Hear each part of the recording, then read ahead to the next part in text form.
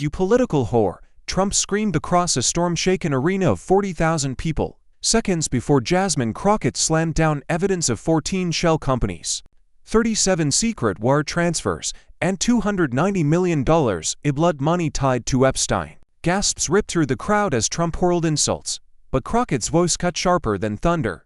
"Clowns don't leave paper trails, criminals do. If these shocking numbers are just the beginning, what darker secrets will the next unsealed page reveal to America? Stay with us. This is a story worth every second of your time." Under the steel roof of the Atlanta Dome, 40,000 citizens sat shoulder to shoulder as the rain outside hammered against the walls like drums of war. Thunder cracked through the night sky, but inside, the air was even heavier, charged with the static of anticipation. Veterans in uniform clutched folded flags, mothers held photos of their children, students whispered nervously to one another, and workers leaned forward as if the truth itself was about to walk into the room. The cameras swept across their faces, catching every twitch of anxiety, every flicker of hope, every jaw clenched tight in expectation. Tonight, the storm outside wasn't half as fierce as the one about to explode inside. The dome was more than an arena. It had transformed into a battlefield for America's conscience. Giant lid screens flickered to life above the crowd, showing swirling graphics of blacked-out documents, blurred faces, and blood-red dollar signs that hinted at secrets buried too long. Every lens of every network in the country was trained on this stage, beaming the spectacle into living rooms, bars, dormitories, and cell phones across all 50 states. The chatter online was already volcanic. Hashtags like #UnsealTheTruth and #Crockett vs Trump raced to the top of the feeds before a single word had been spoken. Commentators whispered into their mix that this was no longer politics, it was an autopsy on power, a live dissection of privilege and corruption. The anticipation was electric, and the audience knew they were seconds away from something history would never forget. From the tunnels beneath the dome, Jasmine Crockett prepared to walk onto the stage, her silhouette briefly visible in the strobe of lightning as it sliced through a cracked opening above. In her hands, she carried a stack of files bound in red tape, the edges worn from weeks of scrutiny. She was dressed sharply, her expression carved from granite, but her eyes burning with the weight of generations silenced before her betrayed the storm inside her chest. She paused, closed her eyes for a second, and whispered under her breath, for the ones who couldn't speak. Every detail around her seemed cinematic, the drip of rainwater echoing in the tunnel, the muffled roar of the crowd just beyond the curtain, and the thudding of her own heartbeat that seemed to sync with the thunder overhead. Meanwhile, Trump had already entered through the opposite gate, bathed in a chorus of boos and cheers that clashed like dueling armies. He basked in it, smirking, soaking in the attention like a man immune to shame. His entourage flanked him, whispering strategy, but Trump brushed them aside and nodded to the cameras. "It's a witch hunt." Reporters sprinted to capture every expression, every smirk, every sneer. The contrast was cinematic. Crockett, emerging from shadows with evidence in hand, Trump swaggering into the light with insults ready on his lips. The stage was set for collision, the kind that rattles, not just headlines, at the very behind the curtain. Jasmine Crockett stood in the half-dark, the roar of 40,000 people pulsing through the steel walls like a heartbeat she could not silence. Her aides hovered close, one holding a tablet glowing with talking points, another whispering updates from social media where hashtags were already on fire. She ignored them. Her hands clutched the stack of files, bound in red tape, the edges smudged with her fingerprints from nights spent poring over every blacked-out line, every coded transfer, every signature that reeked of betrayal. Her knuckles whitened, but her gaze did not waver. She knew the moment she stepped out, she was not just a congresswoman, she was a weapon sharpened by history. A drop of rainwater from the leaking dome ceiling fell onto the folder, spreading into the paper like a stain of memory, and with it came the flashback she could never erase. A cramped childhood home on the wrong side of Dallas, the smell of fried chicken from a neighbor's window mixing with the sour dampness of her own roof. She remembered watching her mother hide bills in a coffee can because banks never lent fairly to families like theirs. She remembered her father's silence after being stopped by police for driving suspiciously on his way back from work. She remembered the day she first saw a landlord slam a door in her mother's face, and she promised God that one day she would kick down doors no one else dared to touch. That vow had lived in her bones ever since, carved deeper with every injustice she witnessed, every voice that had been silenced. Now those ghosts were here, standing behind her, whispering through the storm. One aide muttered nervously, "He'll come after you, Jasmine. He'll say things you can't take back," she exhaled. "I still locked on the stage beyond the curtain." "Good," she answered. "Let him." She wasn't afraid of Trump's insults. She was counting on them. Every sneer, every slur would only strip away the last illusion of his power. What terrified her more was the weight of the survivors' eyes watching from the seats, hoping she would not flinch. Failure tonight would mean silence for another generation, another cycle of girls buried under money and lies. That was a price she had sworn never to pay. The storm outside cracked again, and for a brief instant the lights flickered. In the half-second of darkness, she saw herself reflected in the glass door, a young black woman who had clawed her way out of invisibility, about to face down the most powerful man in America under the gaze of millions. Her chest tightened, not from fear, but from the gravity of the stage. She straightened her jacket, pressed the files to her chest like armor, and whispered one last sentence only she could hear. "They tried to bury us, but tonight we bloom." Then she lifted her chin, nodded to the stage manager, and stepped toward the blinding light. And in that instant, with thunder crashing and history waiting, Jasmine Crockett was no longer walking into a hearing, she was walking into destiny. The roar of the crowd split like a fault line as Donald Trump strode through the opposite tunnel, his entourage flanking him in tight formation. Cameras snapped in rapid fire, reporters shouting questions that he swatted away with a smirk. He spread his arms wide, basking in the chaos as if it were an ovation. His chin jutted high, his skin glowing under the harsh dome lights like he had stepped into his own coronation. "This is a circus," he bellowed, letting the words ricochet off the steel rafters. "And I'm the only ringmaster." His supporters in the crowd erupted in cheers, waving signs, while the rest answered with a wave of boos that shook the dome. The insults rolled off his tongue like a rehearsed weapon, and the media ate it alive. Jasmine's nothing but a low IQ pup. The atmosphere thickened as both figures prepared to step into the floodlights. Security personnel shifted nervously, sensing that this was more than theater. On the laid screens, the blurred outlines of blacked-out documents pulsed like a heartbeat, reminding everyone that the circus Trump mocked was also a courtroom, a battlefield, and perhaps his undoing. The audience felt it too.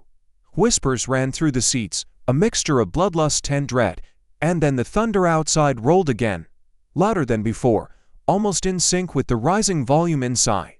Trump raised a fist, defiant, grinning at the storm as if it cheered for him. Across the curtain, Crockett closed her eyes for half a breath, inhaled, and prepared to walk into the same light. Two storms, two egos, two destinies about to collide in front of a nation teetering on the edge. When the lights came up, it would no longer be a circus, no longer entertainment, it would be judgment. The question wasn't who would speak louder. The question was, when the truth hit the air, who would still be left standing?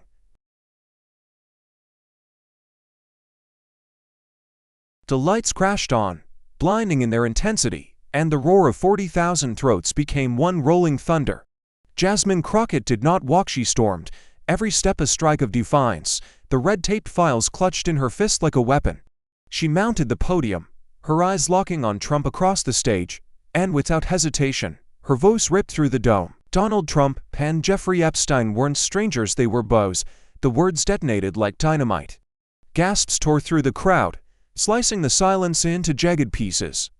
Some screamed in outrage, others rose to their feet in furious applause, while cameras zoomed in on faces twisted with disbelief, anger, and relief all at once.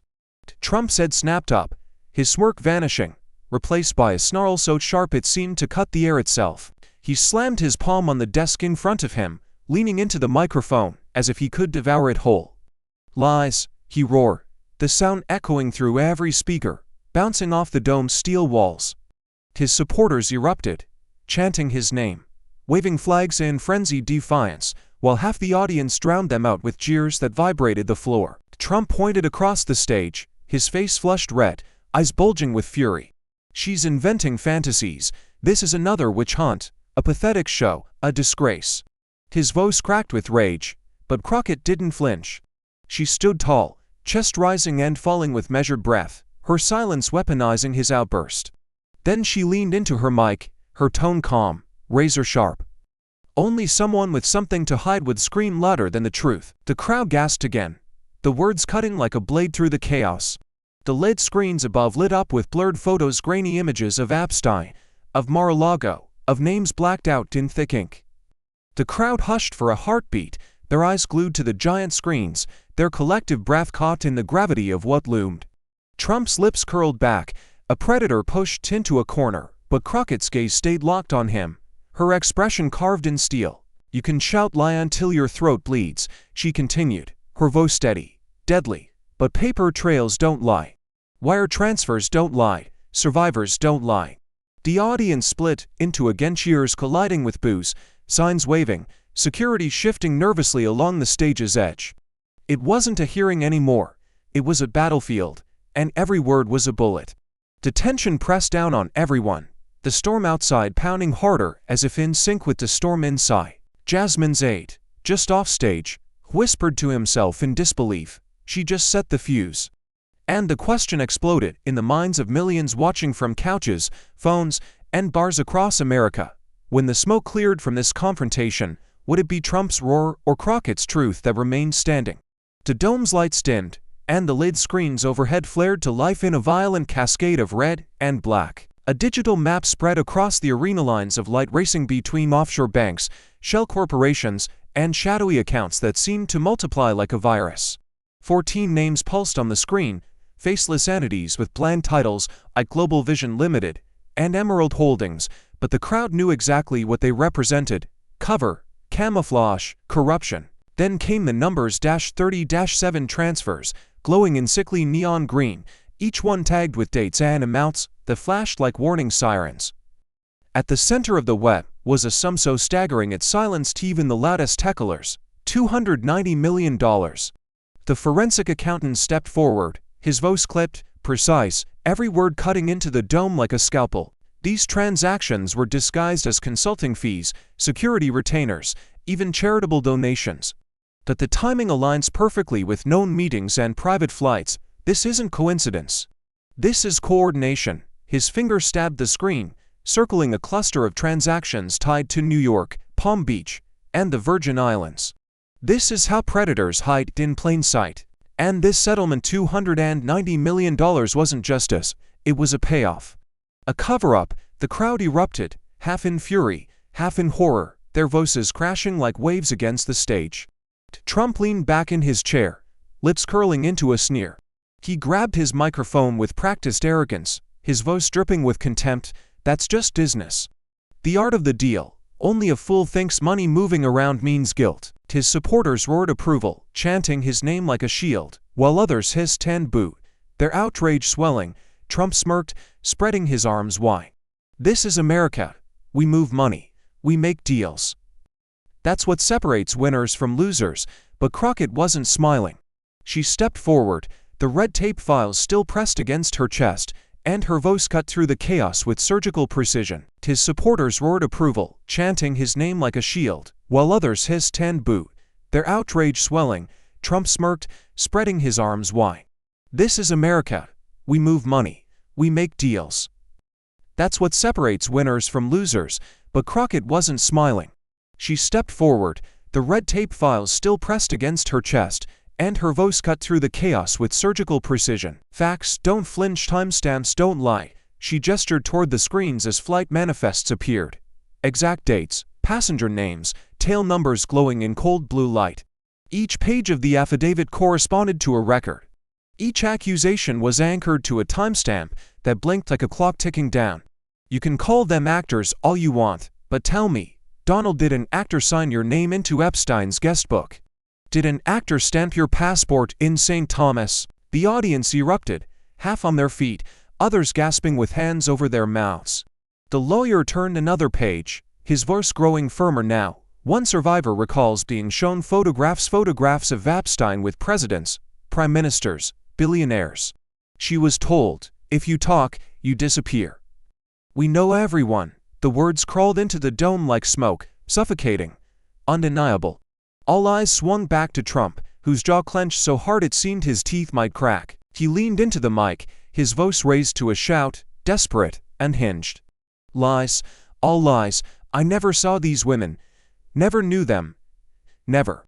But the lid screens didn't blink, the manifests didn't vanish, and the affidavit didn't burn. Crockett fixed him with a stare so sharp it could have cut glass. "Deny it all you want," she said, her voice steady, resonant, unshakable. "The truth is carved into the record, and no amount of screaming will erase it." The dome trembled with the storm outside and the fury inside, the tension stretched to breaking. And as the crowd demanded more, chanting for names, chanting for the ledger, one chilling question thundered through every mind watching laugh. How would Trump fight evidence that refused to vanish, evidence written in ink and sealed in time? The dome was still buzzing from Crockett's last blow when a ripple of unease swept the stage. A figure in a dark suit rose slowly from the row of lawmakers seated behind Trump. At first, the cameras didn't catch it, then the spotlight found him, and the audience gasped. It was Senator Mark Holloway, a senior Republican whose loyalty to Trump had been unquestioned for years. His face was pale, his hands trembling as he gripped the microphone. The room fell into a strange half-silence, the storm outside pounding harder as if urging him forward.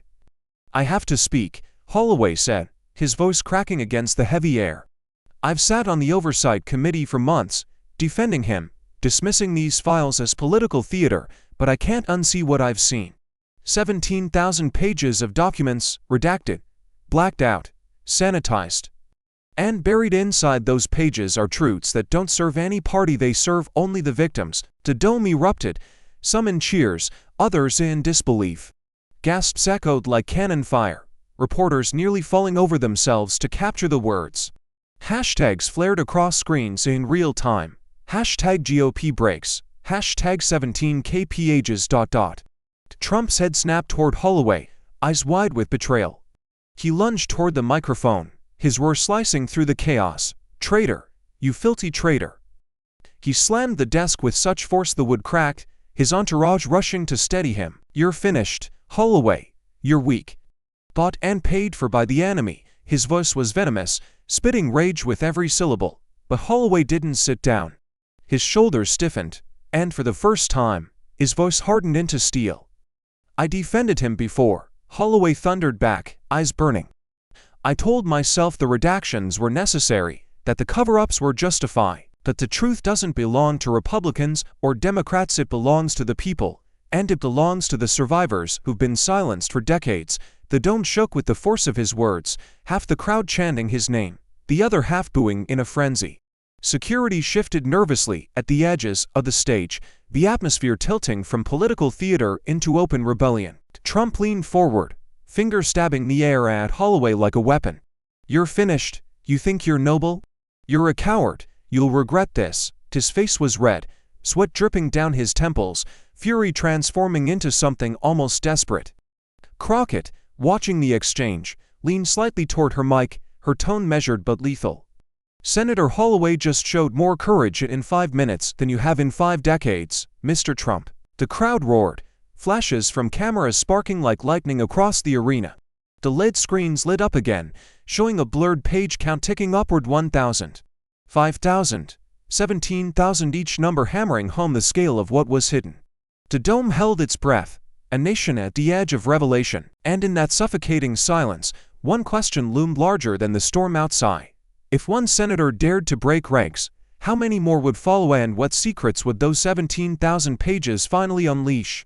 The dome darkened again, and the LED screens bled to black before flaring back to life with a grainy skin of a handwritten note. The words scrawled across the page were simple, almost careless, but they landed like a grenade in the middle of the arena. "Bring him. Use the back gate." The ink looked rushed, the letters slanted, as though written in secrecy and haste. Gasps tore through the crowd, a ripple of shock sweeping from the front rows to the rafters. Survivors clutched one another's arms, reporters scrambled to confirm, and the nation watching from living rooms froze. Everyone knew this wasn't just another document, it was personal, raw, and damning. A man in a charcoal suit stepped forward, briefcase in hand, his calm demeanor contrasting with the pandemonium around him. "I am Dr. Samuel Larkin, forensic handwriting analyst," he announced, his voice steady, amplified across the dome. "We conducted a comparative study between this note and verified signatures across hundreds of legal filings, contracts, and letters. The conclusion is conclusive. He gestured to the massive screen as numbers lit up. 0.91 handwriting match. The audience gasped again, the number pulsing in neon as if branded onto the conscience of the nation. Trump shot forward, his face a portrait of fury and desperation. Fake, forge, this is a disgrace. He bellowed, his fist pounding the desk so hard his water glass toppled. Anyone could have written that. It's a setup, a scam. His voice cracked, rising higher with each denial, but the crowd was no longer leaning toward him. They were staring at the screen, at the looping image of the note, at the analysts' wavering numbers. Dr. Larkin continued without flinching, a 0.91 correlation score is beyond coincidence. It indicates with near certainty that these words were written by Donald J. Trump. The dome erupted, half in applause, half in enraged screams. Hashtags exploded across Twitter, flooding the laid ticker crawling beneath the screens. Hashtag Backgate Note, hashtag Trump handwriting, hashtag 0.91. Millions of retweets blazed across the nation in real time, turning the moment into a digital inferno. Crockett seized the silence that followed, her voice cutting like a knife. Mr. Trump, do you want to call Dr. Larkin a liar? Or will you admit that your own hand betrayed you? Her words hung in the air, sharp and merciless. Trump snarled back, you're pathetic. You think a scribble means guilt. You're sick, Jasmine. But his eyes darted nervously, his hand twitching against the desk, his composure cracking as visibly as shattered glass. The dome pressed tighter, the air thick with a tension that felt combustible. People in the stands leaned forward, some shouting for more names, others calling for arrests. Survivors stared at the giant note projected above, their faces pale but resolute, as though history itself had finally spoken aloud. Crockett leaned into her mic one last time, her voice low, deliberate, and lethal. Notes don't lie, numbers don't lie. And tonight, neither will you. The storm outside rattled, the dome as if on cue, lightning splitting the sky, while inside, the crowd trembled on the edge of revelation. And the question that lingered like a blade over every head was no longer if Trump's world would crumble but how much further it would fall when the rest of the handwriting was finally unsealed. The dome still quivered from the handwriting revelation when Jasmine Crockett leaned forward, her hands gripping the podium as though anchoring herself against the storm. Trump was still shouting traitor at Senator Holloway, his voice shredding into hoarse rage, but the crowd's attention had shifted. All eyes turned to Jasmine, her figure cast in stark light beneath the towering screens. She raised her chin, her voice low at first but steady, the kind of voice that slices through chaos without ever needing to shout. Defection isn't betrayal of party, she declared, each word landing with the weight of a gavel. It's loyalty to the Constitution. The words detonated across the dome, splitting it into two camps yet again, those colliding with cheers, fury against hope. But this time the momentum was unmistakable. Survivors in the front row rose to their feet, tears streaking their faces as they clapped, while college students in the rafters screamed themselves hoarse. Even in living rooms across America, people sat forward in their chairs, the words echoing like a long-forgotten promise finally remembered. Hashtags bloomed instantly on the ticker beneath the lid wall. Hashtag loyalty to Constitution. Hashtag defection or duty. Trump slammed his palm against the desk, his face swollen with fury, his tie askew from the violence of his movements. You're poisoning the country. You're destroying the party. You're nothing but a parasite in lipstick. His insults dripped venom, but they rang hollow against the rising chant now swelling from the audience. USA. USA. Not the chant of blind nationalism, but of a people demanding the Constitution be more than a piece of parchment. The contrast was staggering. Trump's rage against the dome's roar, his fist against their faith. Jasmine pressed forward, her voice growing sharper, fueled by the tide rising behind her. When truth collides with loyalty, you must choose. And tonight, one senator chose the people over power. That isn't weakness, it's courage. She gestured toward Holloway, whose hands still trembled but whose face now burned with resolve. And every defection from silence is a victory for justice. The dome roared back, flashes from cameras exploding like lightning, the sound rolling across the space like the surf of a storm-tossed sea.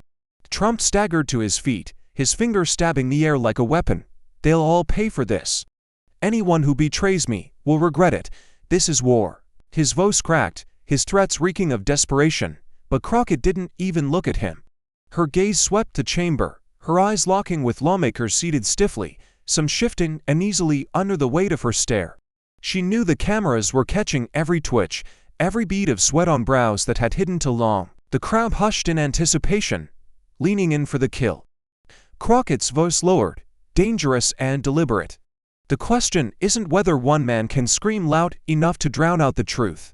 The question is this: how many more of you will have the courage to stand where he cannot? The dome froze on that blade of silence, the air thick with possibility, as millions of Americans leaned forward to ask themselves the same question. Under this crushing pressure, who would defect next, and what secrets would finally come spilling into the light? The arena floor cleared until there was nothing left but two podiums under the glare of 1,000 lights, and in the center of it all Jasmine Crockett and Donald Trump, locked in each other's orbit like duelists about to draw. The roar of the crowd faded into a low, thunderous hum, the storm outside pounding like a war drum. Every camera lens zoomed in, every commentator whispered breathlessly, knowing this was the moment the spectacle became history. Trump leaned into his mic first, his voice dripping with mockery. "You're chasing headlines, Jasmine. You've built your whole career on cheap theatrics, and tonight is no different." His smirk widened as his supporters cheered, their chants clawing at the air like claws raking against steel. Crockett didn't flinch. She stepped forward, the red-taped files pressed to her chest like armor, her eyes locked on Trump with a steadiness that cut deeper than any scream. Her voice dropped into the mic, calm but lethal. "No, I don't chase headlines." She raised a hand, ticking off each number like a hammer hitting a nail. 14 shell companies, 37 suspicious or transfers. $290 million that never should have moved. One country that deserves the truth. The audience erupted, half gasping, half cheering, as the numbers blazed across the lead screens above them. The words 14 shells and 37 wires pulsed in blood-red letters, searing themselves into the minds of millions watching live. Trump's smirk faltered, his jaw clenching as he slammed his hand against the podium. "Lies, all lies.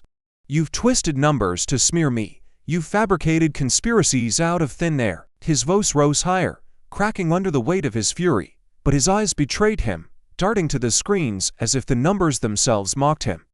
Crockett leaned closer, her tone sharpening like a blade.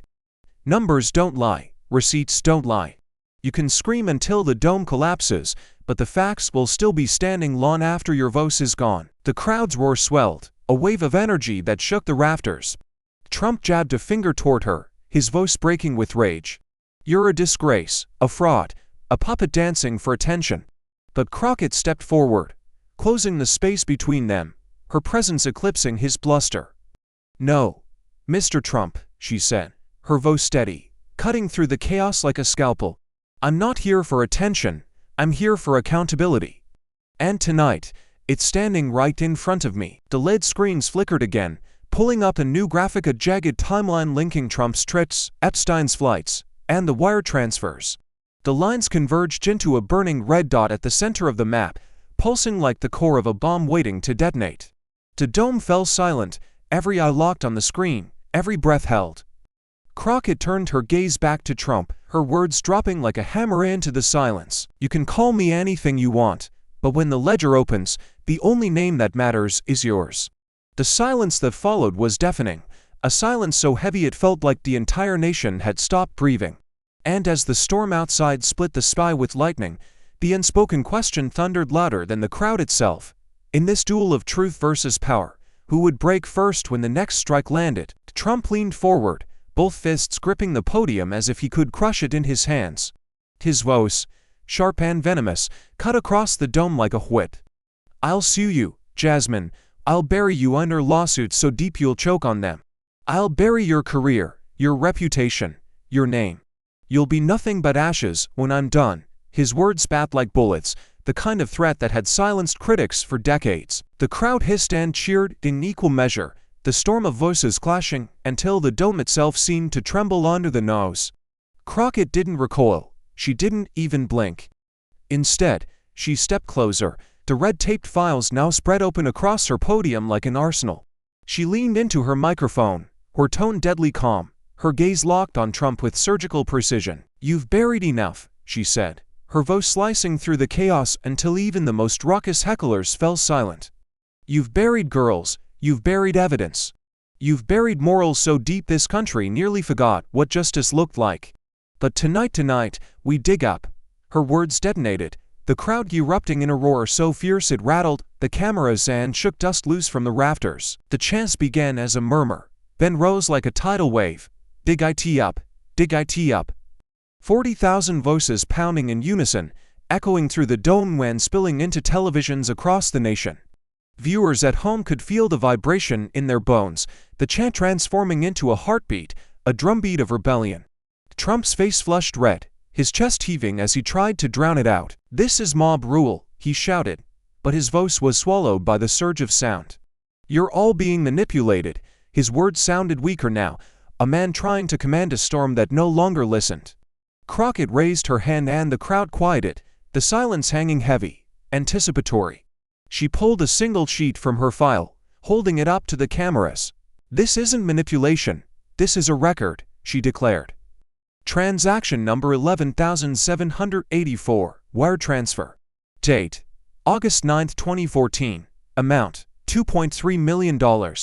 Recipient: a shell company tied to Epstein. You were on a plane that night, you signed into St. Thomas the next morning.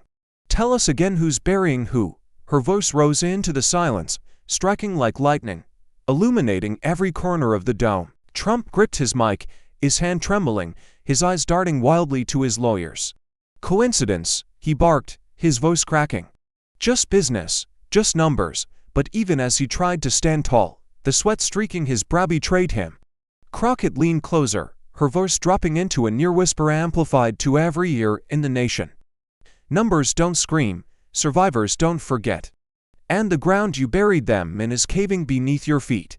The crowd erupted once more, the chant returning with volcanic force, louder, fiercer. "Dig it up, dig it up." The dome became a cauldron of fury and hope, the storm outside cracking the sky as if nature itself had joined the chorus.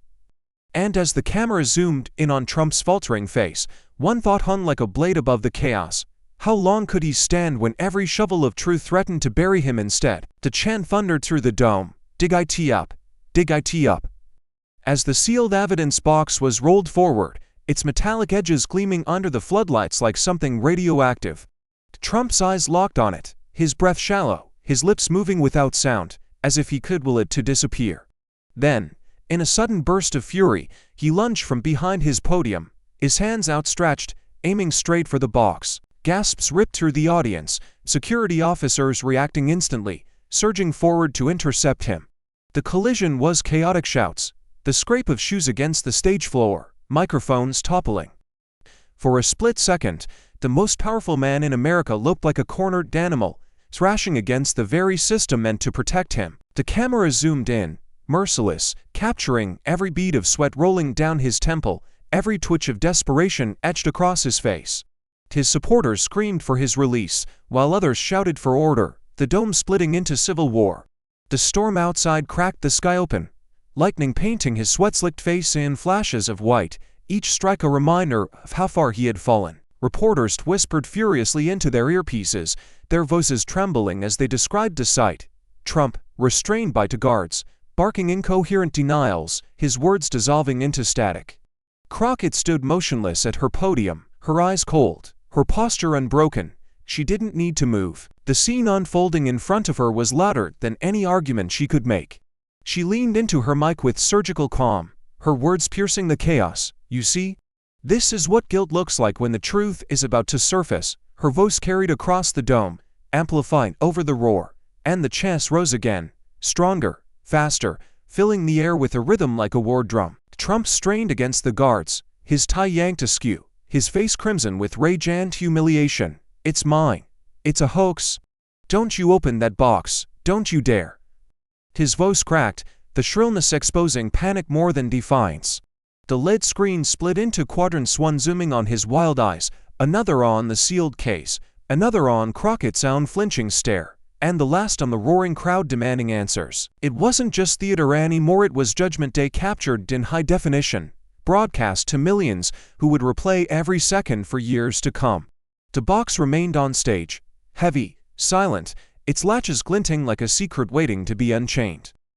Crockett stepped forward, her hand hovering just above it, her gaze never leaving Trump's broken frame. The dome hushed, the storm outside stilled for a heartbeat, as if the entire world leaned in at once. Her voice dropped to a whisper, amplified into a dagger. You can fight me, you can scream at me, but you can't fight what's inside this box. She paused, letting the silence sharpen, then delivered the question that froze 40,000 souls in their seats and millions more across America. When we open it, will the truth destroy your lies or will it destroy you? Two guards in black gloves wheeled the steel box into the center of the dome, its label stenciled in stark white. NAL 07. The air shifted instantly, the nose of 40,000 people collapsing into a heavy silence. It wasn't just a container, it looked like a vault, a relic of secrets too dangerous to exist. The storm outside rattled, a roof as cameras zoomed close on the double latches glinting under the lights, and even Trump supporters leaned forward, their chants faltering as curiosity overpowered their loyalty. For a moment, the dome was less an arena than a courtroom at the edge of revelation. The forensic accountant approached, his briefcase snapping open with mechanical precision. He pulled out a slim UV lamp, its violet glow painting his gloves in eerie light. These records were redacted to invisibility, he said, his voice calm, methodical, cutting through the tension, but ink tells its own story. Ultraviolet light reveals, of the I cannot see. He lowered the beam onto the first page extracted from the case.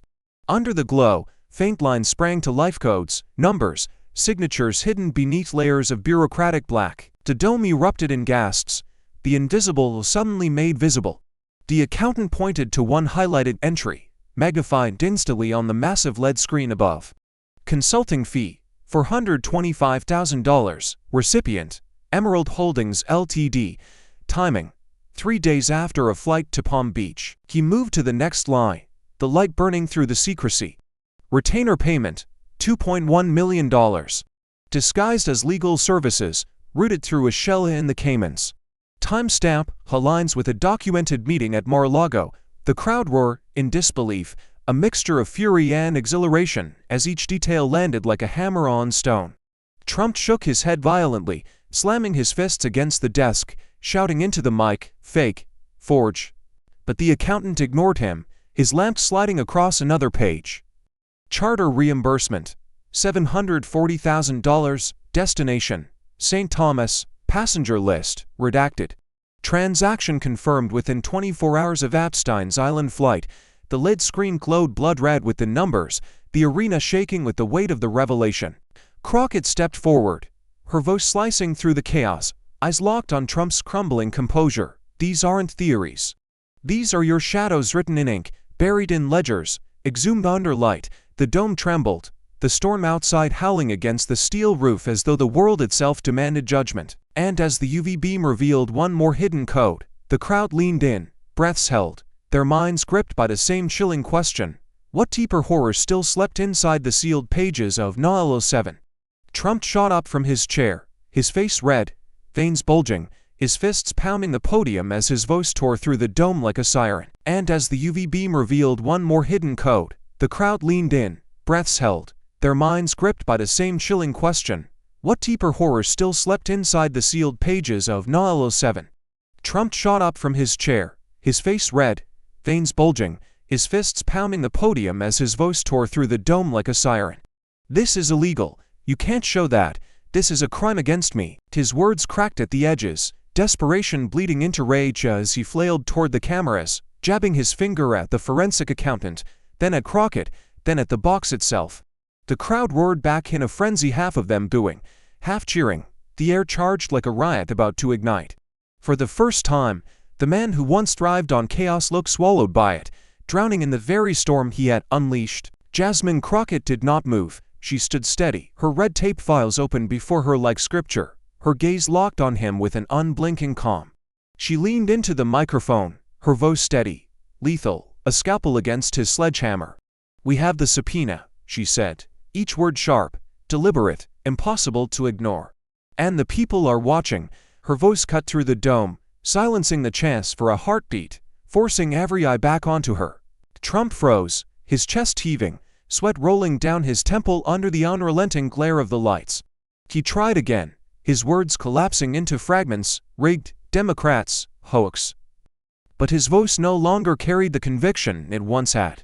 The camera zoomed close, catching his faltering eyes darting from his lawyers to the evidence screens, to the restless crowd that no longer seemed entirely his. Crockett took a single step forward, the motion simple yet seismic. "The law doesn't bow to power," she declared, her tone swelling with each phrase. "It bows to truth, and tonight, the truth is staring you in the face." The audience erupted, some on their feet, fists raised, while others stared in stunned silence, as though witnessing the slow-motion unraveling of an empire. Trump slammed his fist once more, his knuckles whitening, but the blow rang hollow, swallowed by the sheer force of Crockett's composure. The dome felt like it was holding its breath, balanced on a knife's edge between fury and revelation. And as the storm outside cracked the night sky open, Crockett's woe struck the final blow of the moment, chilling in its calm precision. "Your panic is proof, Mr. Trump. Every scream, every denial, it isn't power. It's fear." The dome erupted again, and a single question rippled across the nation like thunder. How much longer could he stand before that fear consumed him completely? Thunder cracked so violently above the dome that the steel beams groaned, the storm outside hammering the roof in a rhythm that mirrored the chaos brewing within. The lights flickered once, twice, plunging the arena into a heartbeat of darkness before flaring back to life in a cold, sterile glow. In that flash, 40,000 people froze in unison, their collective breath held as if the world itself was pausing for judgment. The air was electric, every sound magnified: the shuffle of shoes on concrete, the nervous cough of a spectator, the hum of cameras locking tighter on the stage. Then the lid screens began to scroll, line after line of evidence illuminated the darkened dome, glowing text cascading across the massive displays like a digital avalanche. Names, dates, transaction codes, charter logs, each detail sharper than a knife.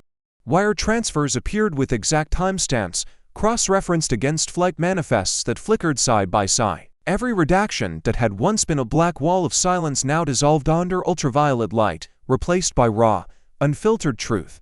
The audience leaned forward, hypnotized, as the secrets of power unraveled above them in plain sight. The storm outside howled against the roof, but inside it was deathly still, the silence louder than any chant. Trump stood rigid, his fists gripping the edge of his podium, his knuckles bone white. His mouth moved, forming words, but no sound came out. Sweat streaked down his cheek, caught in the glare of the floodlights. He looked smaller now, swallowed by the enormity of what was projected over his head. His words silenced not by force, but by the undeniable weight of evidence. Crockett, steady and unyielding, stood with her arms folded, her gaze fixed on the screens, letting the documents speak louder than any argument ever could. The silence thickened until it felt suffocating. 40,000 souls suspended in the same impossible moment. Even the reporters in the press pit had stopped whispering, their pens hovering over notepads as though afraid to break the spell. The scrolling slowed, each new revelation landing like a hammer, leaving the crowd to absorb the impossible scale of corruption laid bare before them. And as the final page froze on the screen, one last column of numbers bleeding into names, the dome remained suspended in lightning silence. Crockett's eyes swept the arena, her voice low but resonant, cutting into the stillness like a blade. "This is the truth they tried to bury. The only question left is, can America bear to face it?" From the front row, a frail woman rose slowly, her hands trembling as she clutched a worn photograph pressed against her chest. The dome, still quivering from the avalanche of evidence on the screens, fell into a hush so heavy it felt like the air had been vacuumed out of the room. She stepped forward toward the microphone placed for witnesses, her steps uneven but resolute, her face carved with years of grief that no storm could match. When she lifted the photograph to the cameras, the image filled the laid wall behind her, a young girl with a bright smile frozen in time. The mother's voice cracked, breaking through the silence like glass shattering. She'd be 32 today. She was not a hoax. A collective gasp rippled through the dome. 40,000 people leaned forward, their eyes stinging with the weight of a truth that no ledger, no redacted page, no argument could dilute. The mother's hands shook, but her words grew stronger with each breath. She believed in this country, she believed in her dreams. And instead, she was fed to monsters who laughed while powerful men turned away. Her voice trembled again, but she refused to break. "You can mock me, you can call me a liar. But I'd buried my child. No hashtag will bring her back. No settlement will erase her pain.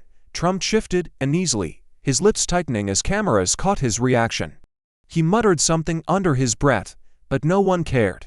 All eyes were locked on the woman clutching the photo like a shield. The storm outside rattled the steel roof, lightning flashing as though punctuating every syllable she spoke.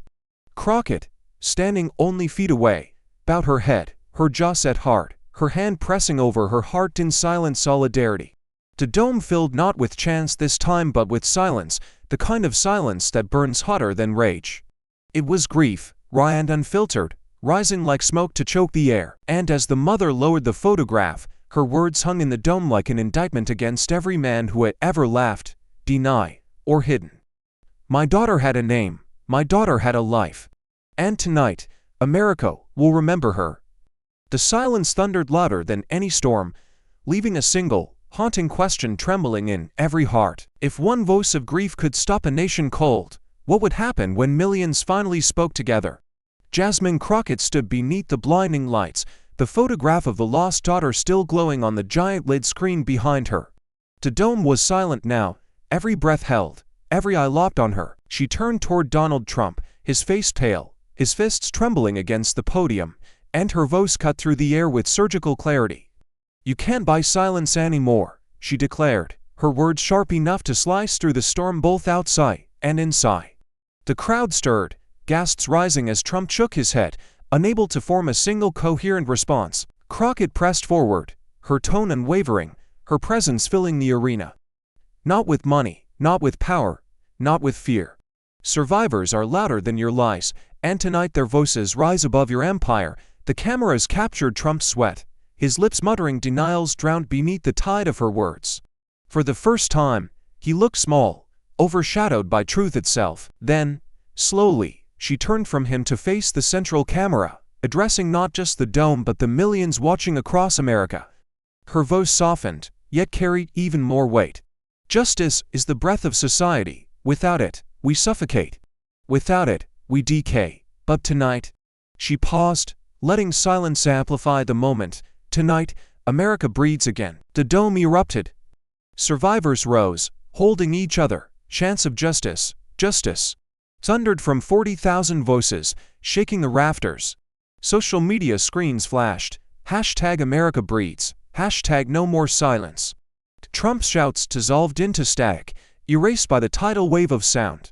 Crockett stood steady in the storm, steel and fire etched into her face. And as the camera closed on her, one haunting question lingered. If America could breathe tonight, would it dare to keep breathing tomorrow? The dome shook as 40,000 voices fused into one deafening roar. Justice, justice, justice. The chant pounded like a war drum, rattling the steel rafters, vibrating through the cameras, crashing into living rooms across the country. Above their heads, the lead wall exploded with live comments scrolling in real time. Hashtag unseal all files. Hashtag protect survivors. Hashtag America breathes. Hashtags multiplied like sparks in a wildfire, igniting feeds, trending in every corner of the nation before the words were even finished echoing in the dome. The crowd was no longer just an audience, they were an army, their voices carrying the weight of a country on the brink. Jasmine Crockett stepped down from the podium, her stride steady, her face carved with fire and resolve. She moved through the aisle, reaching out to clasp the hands of veterans, nurses, students, mothers, ordinary citizens who had risen from their seats, with terror streaking their cheeks and fists raised in defiance.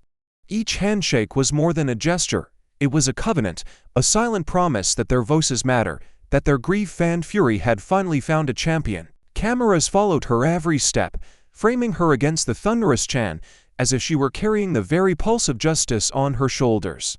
Trump's voice tried to cut through the noise, but his shouts dissolved into static, smothered by the tidal wave of the crowd's demand.